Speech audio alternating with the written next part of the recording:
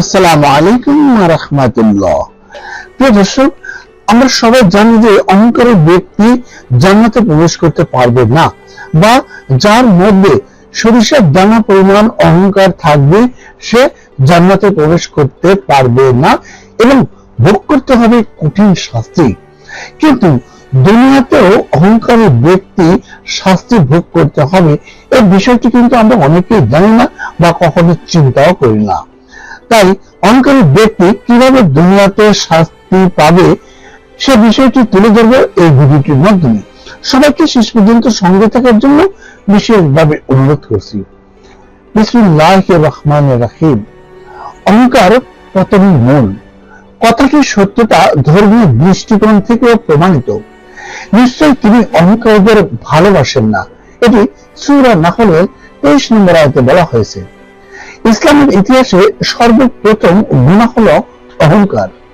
তাই মহান আল্লাহ তাআলা বলেন, যখন আমি ফেরেশতাদের বললাম তোমরা আদমকে সিজদা করো, তখন ইবলিস ছাড়া সবাই সিজদা করলো। সে শুধু অহংকার বশত সিজদা করতে অস্বীকার করলো, আর সে কাফেরদের অন্তর্ভুক্ত হয়ে গেল। এটি সূরা বাকারার 34 নম্বর আয়াতে বলা হয়েছে। অহংকারী ব্যক্তিকে সবাই নিকৃষ্ট মানুষ মনে করে এবং ঘৃণা করে। এটি হলো একজন অহংকারীর জন্য আল্লাহর পক্ষ হতে বিশেষ শাস্তি। তার পরিণাম জাহান্নাম ছাড়া আর কিছুই নয়। ইরশাদ হয়েছে, যার অন্তরে বিন্দু পরিমাণ অহংকার থাকবে সে জান্নাতে প্রবেশ করবে না। এটি সহিহ মুসলিম শরীফের হাদিস নম্বর 167।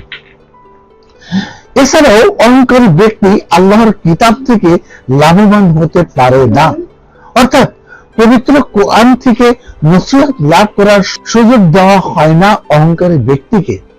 আল্লাহ তাআলা বলেন, যারা অন্যায় ভাবে জমিনে অহংকার করে আমার আয়াতসমূহ থেকে তাদেরকে আমি অবশ্যই ফিরিয়ে রাখব।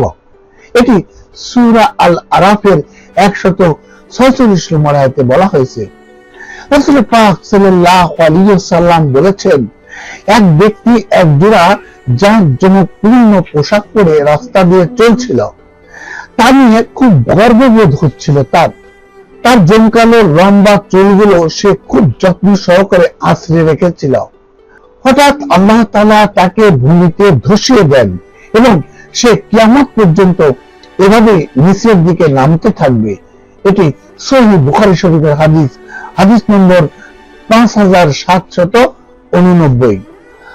হযরত সালামা ইবনে আকওয়া রাদিয়াল্লাহু তাআলা আনহু বর্ণিত হাদিসে রাসূল পাক সাল্লাল্লাহু আলাইহি ওয়াসাল্লাম ইরশাদ করেন, একজন মানুষ সর্বদা অহংকার করতে থাকে, অতঃপর একটি সময় আসে তার নাম জব্বারিনদের অর্থাৎ অহংকারী জালেমদের খাতায় লিপিবদ্ধ করা হয়।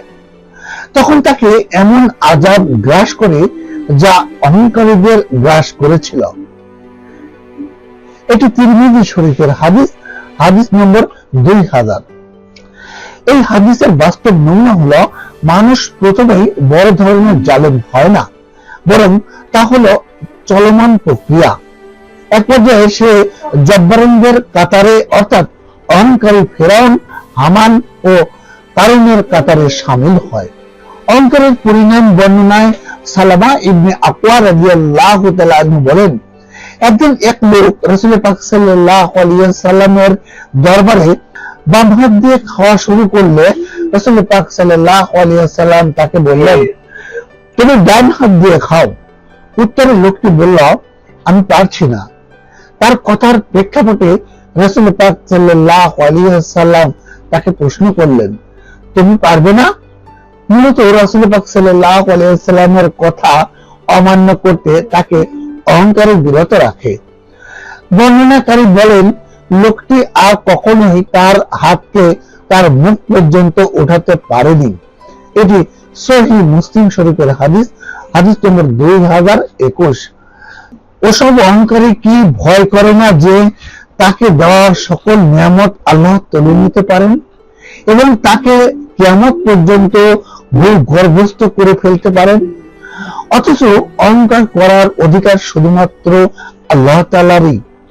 হযরত আবু হুরায়রা রাদিয়াল্লাহু তাআলা আনহু বর্ণিত হাদিস শরীফে রাসূল পাক সাল্লাল্লাহু আলাইহি ওয়াসাল্লাম ইরশাদ করেন, আল্লাহ তাআলা বলেন, ইজ্জত সম্মান হচ্ছে আমারই পোশাক এবং গর্ব অহংকার হচ্ছে আমারই চাদর। তাই যে ব্যক্তি এই দুয়ের কোনটি নিয়ে টানাটানি করবে তাকে আমি কঠোর শাস্তি দেব। মহান আল্লাহ তাআলা আমাদের সকলকে অহংকার মুক্ত এবং সুন্নত অনুযায়ী জীবন যাপনের তৌফিক দান করুন, আমিন। প্রিয় দর্শক, যদি আমার ভিডিওটি ভালো লেগে থাকে তাহলে অবশ্যই চ্যানেলটি সাবস্ক্রাইব করবেন এবং ভিডিওটি শেয়ার করে সকল মুসলিম ভাই বোনদের কাছে পৌঁছে দেবেন। সবাই ভালো থাকবেন। আল্লাহ হাফেজ।